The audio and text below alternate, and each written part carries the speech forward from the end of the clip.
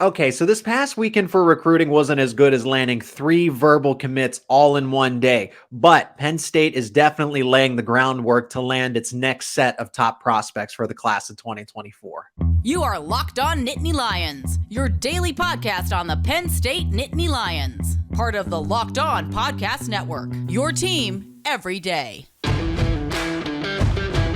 Thanks so much for making Locked On Nittany Lions your first listen and watch every single day. We are free and available wherever you get your podcast. My name is Zach Seyko. I am your host of the show, and I'm joined once again by Penn State Rivals publisher Richie Schnyderite over on the other side. Also does Rutgers, UConn publisher for those sites as well. So he's got the trifecta going on and is able to carve out some of his spare time to come talk to us here about the Nittany Lions, the latest in recruiting, and so much more. Richie, thanks for coming back on the show. Yeah, no problem. Thanks for having me. Always fun to talk some recruiting.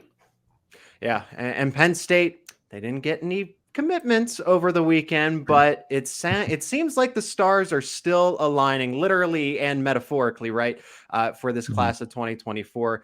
It sounds like they made a good impression on a lot of players.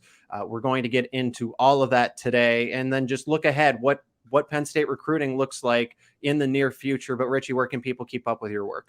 Yeah, so happyvalleyinsider.com, go-to site for everything Penn State athletics, whether it be recruiting, team news, just general talk about Penn State and State College. We got just about everything on our message boards. But yeah, other than that, you can check me out on Twitter, either at Penn State Rivals if you want Penn State-centric stuff, or at Rivals Richie, and I kind of, like you alluded to before, kind of cover the whole tri-state area for the most part. So anything recruiting, it's probably on my Twitter timeline somewhere. Yeah, and I can echo that as well. Of course, Locked On Nittany Lions, the go-to podcast for happyvalleyinsider.com. And as you mentioned, everything Penn State athletics is over there, including this podcast. So we appreciate the support here from all of you. Okay, Richie, so Penn State, they didn't get the trifecta of commitments, right? With 3 players, not 1, not 2, but 3 committing all on the same day in that adjacent Sunday. This one seemed to be more of a quieter weekend. However, underneath it all, it sounds like there was some chaotic shifts when it comes to recruiting for Penn State in a good way. What's the latest in general as far as what they were able to accomplish and how the weekend went overall?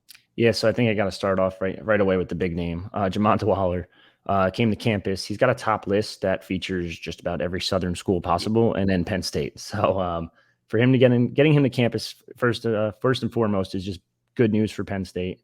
They got him to campus. He loved the visit, loved everything about it. Came with, I believe it was a trainer of his, came up to campus and just kind of blown away by everything. From what we're told right now is that Penn State is solidified themselves in the lead here for Jamonta Waller. Wow. Which is pretty not, I wouldn't say it's too surprising because we've seen what these visits do to kids. They usually commit on the spot, but to get him in the lead for Jamonta Waller is huge. He's technically an outside linebacker for our profiles, but he's probably an edge at the next level. Now, how big would this commitment be?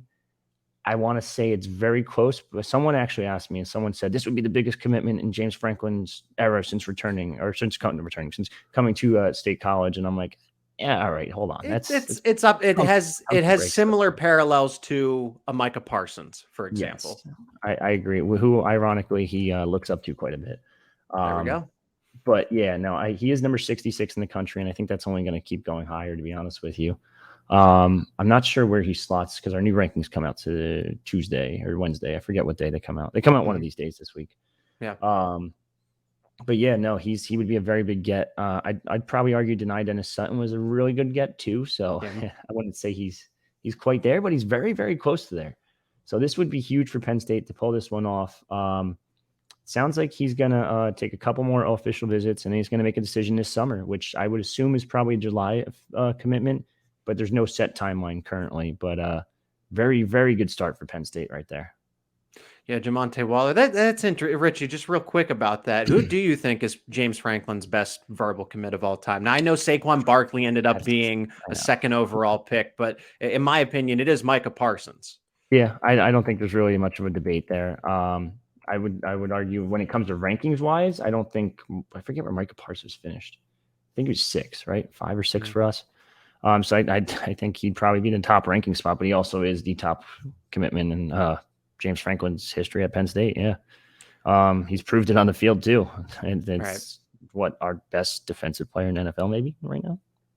And that's tough to match, right? That's why I wanted to follow up with that question, because it's not to disrespect Jamonta Waller, but just know the comparison that you're making to say that, okay, this might be the best verbal commit in James Franklin's tenure in State College. Well, then you got to think about Saquon Barkley. Then you got to think about, I know Justin Shorter didn't pan out, but he was a 99 according to most ranking sites. And then Waller currently, depending on where you look, right, Rivals is going to update its rankings, but he's a consensus top 200 for sure.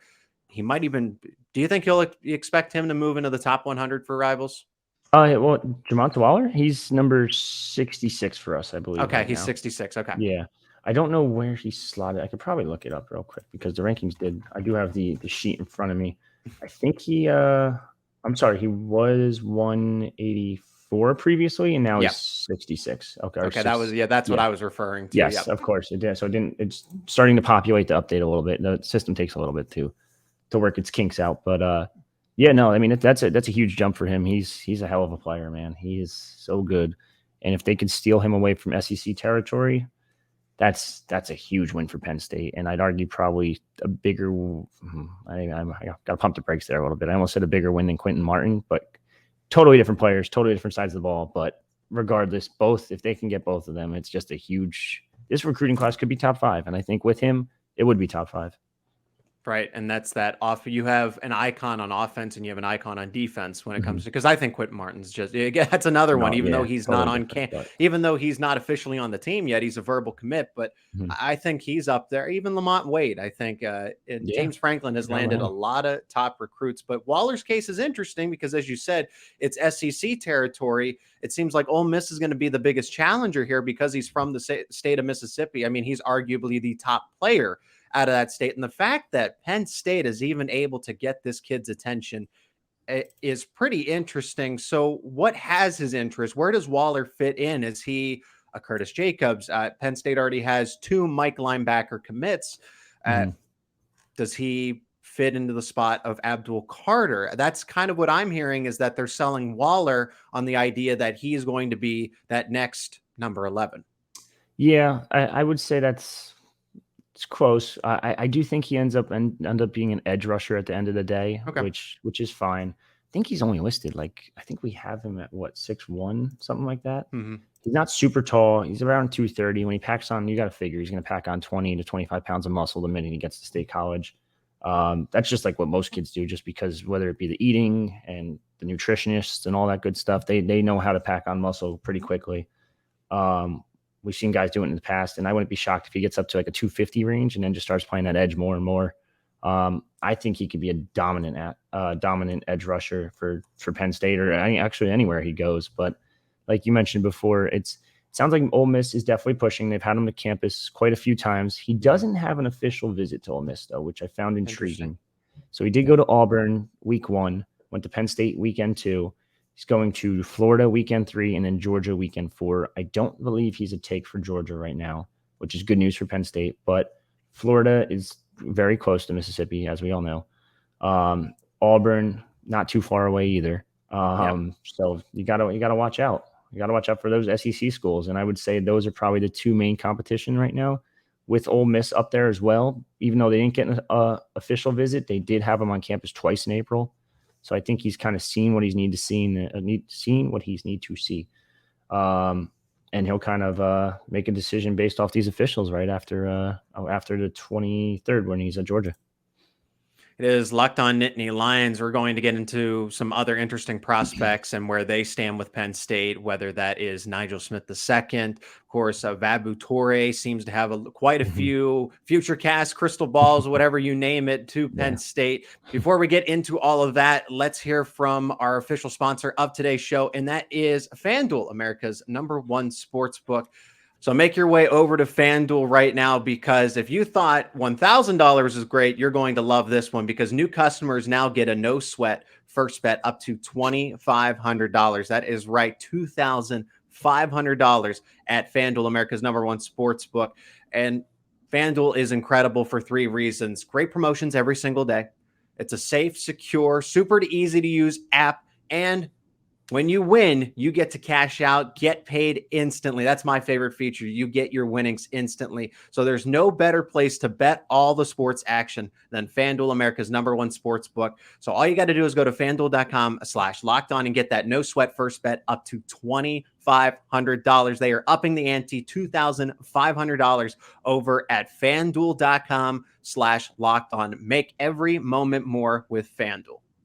And thanks again for making Locked On Nittany Lions your first listen and watch every single day. So much to get to with Penn State recruiting, and Richie's the right guy to do that with. Richie, there was some interesting twists and turns, I would say, because Penn State was having Caleb Odom on campus, at least was supposed to, and then he was a no-show. And I thought that was interesting because I saw, so some people might have saw this going around on Twitter. He exposed himself, right? Okay. He was at Florida, and that, great place to visit, right? They're a competitor. Penn State's going head to head with them in a lot of recruiting battles. One of them is tight end Caleb Odom, premier. Yeah. He's a 4-star, and Odom did the Jordan jump in the air. He was on some sort of slick surface wearing cleats. He slipped and fell. It looks like he's okay. And I think that video came out Thursday night, and I said, man, he's got to hightail it to Happy Valley after his Florida visit. It turns out he stayed the whole time in the swamp. What happened there? Yeah, so it sounds like basically Penn State wants 2 tight ends in this class. He doesn't want to be the second of a 2 tight end class, and Luke Reynolds is the #1. Like, I don't think there's any question about it. He is a stud. Now, would they have liked to get Caleb Odom too? Of course, they would have loved to have him on campus, but he canceled last minute, ended up going to Florida instead. And he ended up going viral because of it, because for some reason they put some like glass or whatever it was underneath. It looks like turf. Like, why not turf? What's wrong with turf? I don't know. I don't know if it helps the photo or not. I'm not a photographer, so I don't know personally, but that was just a bizarre video. And everyone's hating on Florida for it. They're all hating on whoever the photographer is. It's like, why'd you put that there? That makes no sense, especially if you're gonna make the kid jump. You almost tore his ACL on the visit. Like, you ain't getting to commit crazy. That way. No, I mean, you might have to take him after that. I'm just saying, sorry. Yeah, but yeah, he's probably I think he committed to, didn't he? I am not 100% sure, actually. I might have missed that, but besides the point, Penn State, that was one of the better prospects that was going to be on campus for the weekend, and he was essentially a no-show. And like I said, I thought that, man, he's got these, he's got a structured schedule here, and no, he in fact did cancel. So there's, of course, Nigel Smith. Everyone wants to know about Nicholas Marsh. Marsh, of course, would be the premier wide receiver in this class, dubbed Baby Megatron. I know I'm not going to get into the Baby Gronk situation, but he has it in his profile that he's a different show, different circumstances. I don't know, Richie, I don't need to debate that with you, but yes, debate. He has drawn the comparisons, at least some, to Megatron, because he's 6'4", of course, an incredible vertical. I know that some people say, well, that's real. Calvin Johnson was one of the best prospects, period, in football history. Of course, we saw it with his career, the records he shattered. And Marsh, let's see if he lives up to that hype for himself. He's set the bar for himself. But in Penn State's case, this would still be an astronomical get. So where is Penn State with Nicholas Marsh? Yeah, so I mean, they did pretty damn well this weekend. It sounds like I don't want to say he committed, but I'd say it's pretty damn close, and I'm very confident he's going to end up with Penn State. We submitted a future cast in favor of him. He's not announcing until July 7th. Which is still obviously a couple weeks away. He's supposed to visit Kansas this week, and then he's supposed to visit Michigan State the week after. Will those visits happen? It sounds like they're still going to happen, but it sounds like Penn State has built a astronomical lead here. I'm going to throw an SAT word out there for you. And they are well positioned to land his commitment. I think he's up to 54 right now overall in the 2024 class for our rankings. So that would be pretty close to Megatron type ranking. So this is I think Penn State ends up landing him when it's all said and done. It's just you gotta have to wait a couple weeks, and we've seen this in the past class too, with guys like I probably shouldn't name him, but Conrad Hussey did the same thing. King Mack did something similar. It sounds like most of these guys wait till take their visits, and then July comes, they make their commitment during the dead periods, Do I like it? No, because that's cutting into my vacation time. It's supposed to be dead periods, but yeah, it sounds like it could be an exciting July for Penn State.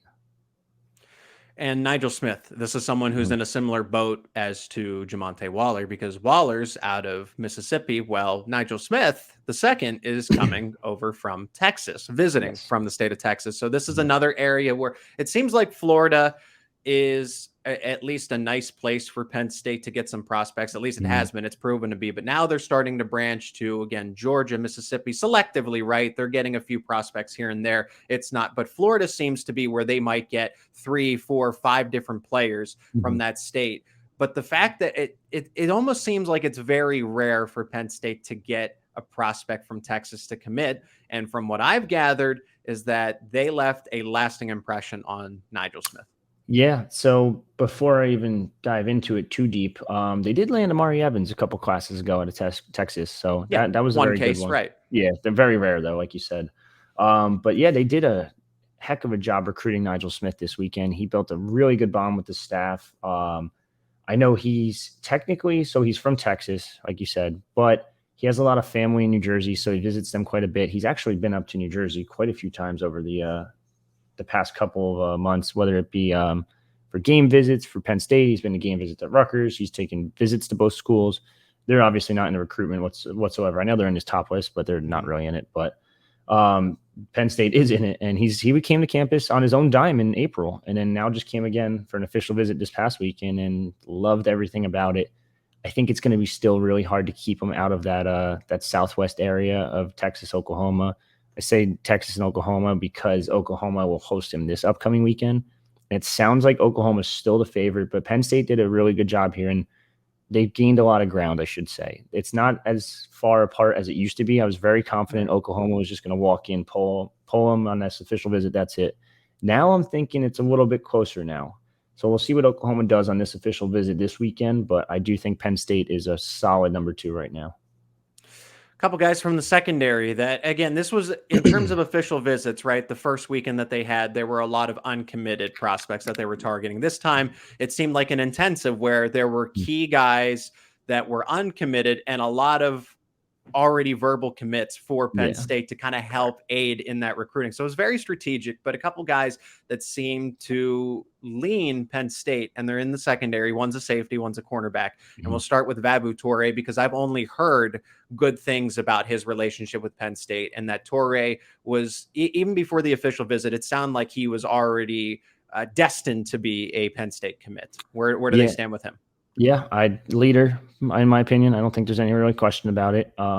He's been hyping up Penn State for quite some time now.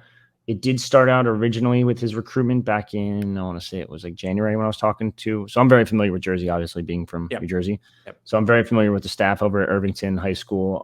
I've been watching Toure since he was like almost Pop Warner at this point because his brother ended up going to Rutgers. His other brother just signed with Rutgers. So everyone thought like right away, like Vaboue Toure, Rutgers. And it's like, no, he wants to set his own kind of, his own path and do something different, which I don't blame him. He's probably the best of all the brothers too. So there's that.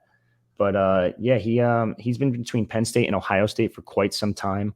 There's other schools in the mix. Like he's technically slated to go on a Kentucky official visit. I think it's midweek this week.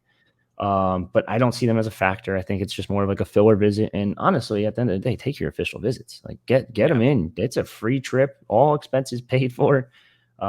Eat some great meals, and I'm sure Kentucky has some pretty good food down there. So, but yeah, I would say it's definitely Penn State all the way. I think he's gonna decide in early July. I haven't gotten a date yet from what I was told, but it's definitely it's definitely gonna be early July for a decision. And I think Penn State's heavily in the lead because of his relationship with Poindexter. They did a great job of recruiting him. Poindexter has a great relationship with the coaching staff at Irvington, and they're kind of just walking in Jersey and plucking who they want, whether it be Vaboue Toure or whether we go in the 2025 class and Jalen Matthews and Amari Gaines. So they're starting to pluck New Jersey a little bit more. And I think you'll see that with this is going to be your Jersey commit for 2024. You have 2 in 2025. And I think you'll probably get upwards of 4 or 5 in 2025 if you really want to, if you're Penn State. HappyValleyInsider.com is your place to go for Penn State athletics. Visit that site and check out all the exclusive content. Of course, this podcast is your go-to podcast for Penn State rivals, HappyValleyInsider.com. Richie, in this final segment, let's start with Jameer Grimsley and just kind of look at what's next for Penn State recruiting. Of course, it sounds the rumblings are there for potentially another wide receiver or the first wide receiver commit of this class. It depends who beats who to the punch, right? But it sounds like that player might be Peter Gonzalez. But Grimsley, we go back to Florida, right? Penn State has a great relationship with the state of Florida, being that it's all the way up in, you're in the Northeast, and Penn State is able to get not one, multiple commits out of that state. And with the fact that they already do have a few cornerbacks in this class, this is Penn State's way to counter Ohio State taking 3 or 4 wide receivers. Well, they're going to try to beef up the secondary and take 4 or 5 defensive backs. One of them is a true cornerback in Grimsley. And he asked around on his social media if Penn State was the move. So we'll answer that for him. Is Penn State the move? It's going to be tough. It's very, very close. I'm actually I had him in our crystal ball feature recently. I want to say it was early June. It was like 2 weeks ago at this point. So I had him in our feature. I was confident in it. Then Alabama started pushing him up their board a little bit. He is going to take an Alabama visit this weekend, and he's going to decide sometime after that. And I always think that for the most part, I don't want to say every single recruitment's the same, but for the most part, that last visit, as long as that's they're a take at that school, that's kind of where they're going to end up for the most part. So now it's going to be tough, but I do think Penn State still has a shot there. But I do think right now it's probably Bama with a slight edge just because they have that final official visit. And it's always the freshest thing in your mind right before you make a commitment. So Grimsley would definitely bolster that secondary, and then you flip it over to wide receiver. Peter Gonzalez is an interesting case because he's a 3-star and everywhere you look. He's dealt with some injuries, but it's someone that Penn State has begun to prioritize as they've seen him. These camps are valuable, right? Dylan and I were at this past camp on Sunday, June 11th, and it was amazing to see the 8th graders, freshmen, sophomore, junior, seniors, all of them that were there to participate. Of course, some players were offered by Penn State, but that's where Peter Gonzalez was able to really solidify his name. And now it sounds like he's a priority for Penn State and Penn State's a priority for him. How soon should we expect a commitment from a wide receiver in general, but particularly Peter Gonzalez if he's not the first? Yeah, so I mentioned Nick Marsh. He's going to wait till July. I think they have a really good shot at him. And then Peter Gonzalez is coming to campus this upcoming weekend for an official visit. And I think that's pretty much it. I think you're going to lock him up. Ran a 4.5 at the recent camp you were mentioning. And that's kind of all I need. Or they needed to see. That's all I need to see. 4.5 from a 6'3", 200-pound receiver. It's like, all right. Who had AC? I don't know if he tore it, but he had ACL issues. Yes. So, I mean, a 4.5 is impressive for anyone that size. And so it sounded like actually they were down to either Peter Gonzalez or Jalen Hornsby out of South Jersey. But it sounds like they're going to take Gonzalez over him. And I get it. Number one, because it's a Pennsylvania kid. Number two, it's Central Catholic High School. So you get back in there.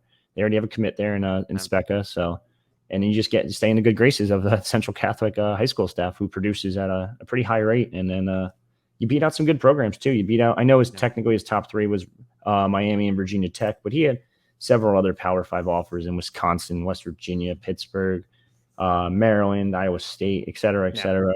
But you beat out some good programs, and I like this addition for Penn State, or will be soon to be addition. It sounds like for Penn State. I want to compare it slightly, the untapped potential of it, because Marsh and Peter Gonzalez are 2 really big targets. And what this sounds like back in the day, not too long ago, 5-6 years ago, when it was Jawan Johnson and Irvin Charles. Now, I know they didn't end up being superstars necessarily, but when you had at the time 2 6'4" wide receivers commit, this has similar implications, and hopefully they can beat those expectations that Johnson and Charles couldn't quite meet. But, yeah, I mean, Johnson still made the league when it's all said and done. Yeah, he did. But as far as he transferred out and everything, and Charles had the season-saving catch in 2016. But true. After that, I'm just hopeful that, again, Marsh and Gonzalez are both listed at 6'3", 6'4". So this will be something that Penn State can really benefit from. They have these smaller, shiftier wide receivers, and it's nice to see them get some taller targets that they can, really use to their advantage in the back of the end zone for Drew Aller and then eventually Bo Pribula, right? Yeah, that's the plan. And I didn't even mention the other one who's coming to campus this weekend, and Josiah Brown, who technically is a receiver, wants to play receiver. I think his upside's at safety personally, but that's just my opinion. Like I've said it before. I think it was when a Quentin Martin podcast with you actually, where I said I was like, I love these super athletes because when they're so speedy and quick and powerful, I want to put them on defense. Like I think they just be so successful as DBs. But Josiah Brown, super speedster kid, coming to campus this weekend. It sounds like it's actually Rutgers or Penn State. I know it's not normal for them two to be in a battle together, but this obviously has a ton of connections to Rutgers between his best friend being there in 2023 freshman and Dylan Braithwaite. So that's kind of playing a factor. But I know Penn State's kind of eerily confident that they can pull this one out. This would be a big win for Marquise Hagans and Stacey Collins, who's kind of the recruiting area guy for New York. So, and he's been to campus several times this year alone. He's been there in January, went there in April, and now he's going to come back in June. So we'll wait and see what happens there. I think they have a pretty good shot at him. He also has a Georgia official visit, but it doesn't sound like he's going to be a takedown there. They're probably the third team in the mix. He's got a ton of offers. He's got Bama, Florida, Michigan, Notre Dame, but it's Georgia, Penn State, or Rutgers. And I'd argue it's Penn State or Rutgers, with Rutgers in a slightly, just because they had the most recent official, like I said before. The most recent's always stuck in the kid's head when you talk to him.